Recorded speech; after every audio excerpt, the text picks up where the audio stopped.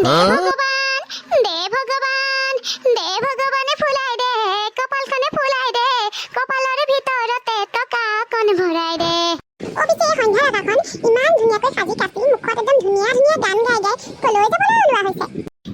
কিয় আপোনাক পুতেৰে কোৱা নাই নেকি এতিয়ালৈকে? আমি চিনেমা চাবলৈ যাম নহয়, বিদুৰ ভাই চাবলৈ যাম আকৌ। বেটিয়ে মানে সেইকাৰণে আজি ইমান ফূৰ্তি মনে আছে। মই ভাবিছো এনেই মুখখন এপাচিমান কৰি থকা মানুহজনী আজি আকৌ কি হ'ল, মুখত একেবাৰে ৰকম ৰকম গান ওলালে, ফুৰিবলৈ যাব মানে সেইকাৰণে গান গাই গাই ফূৰ্তি কৰি আছে।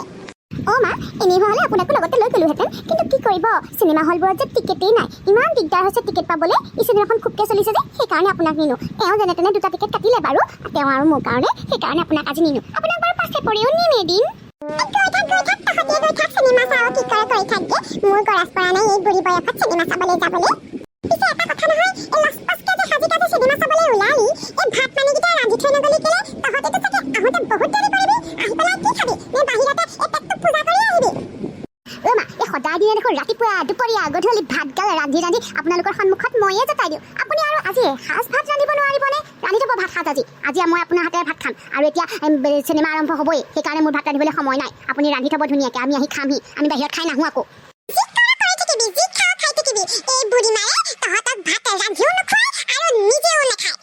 বাহ, আজি দেখোন তোমাৰ বৰ সোনকালে ওলাই হ'ল। কি হ'ল আজি যে একদম মোতকেও আগতীয়াকৈ ওলাই কৰি ৰেডি হৈ আছা?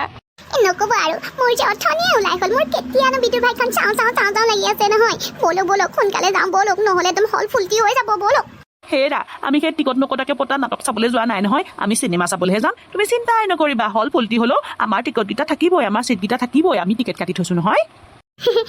হয় নেকি? এই মোৰ মানে ফূৰ্তিতে কি মুখৰ পৰা ওলাই গৈছে মই ধৰিবই পৰা নাই। ব'লক দেৰি হ'ব নহ'লে। ব'লক। ব'লা মা ভাতকেইটা কিন্তু ধুনীয়াকৈ বনাই থ'ব দেই, অকল ভাজিডালকে নবনাবা আকৌ, তাৰ লগত আৰু কিবা কিবি বনাই থ'ব দেই। দে ভগৱানে ফুলাই দে কপালখনে ফুলাই দে কপালৰ ভিতৰতে টকা কণ ভৰাই দে। দে ভগৱান। বেটি তই মোক ধুনীয়াকৈ বিধে ভাত ৰান্ধিবলৈ কৈ থৈ যা। খাম আজি বাপেকে ধুনীয়াকৈ ভাত ৰ। আজি বাপেকে তহঁতৰ যিমানেই দেৰি নহওক, তই আহি ভাত ৰান্ধি যদি খাবলগীয়া নহয় এই মোৰো নাম এই মেনকা নহয়।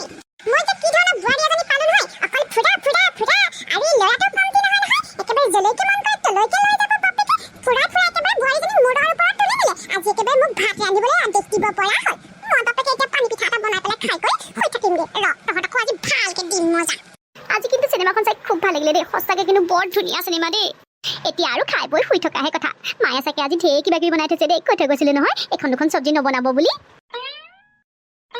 চৰুবোৰ যে চব উদং, ভাত দালি ভাজি একোৱেই যে নাই। মানে মায়ে একো নবনালে নেকি? হে হৰি, কি হ'ব এতিয়া? মা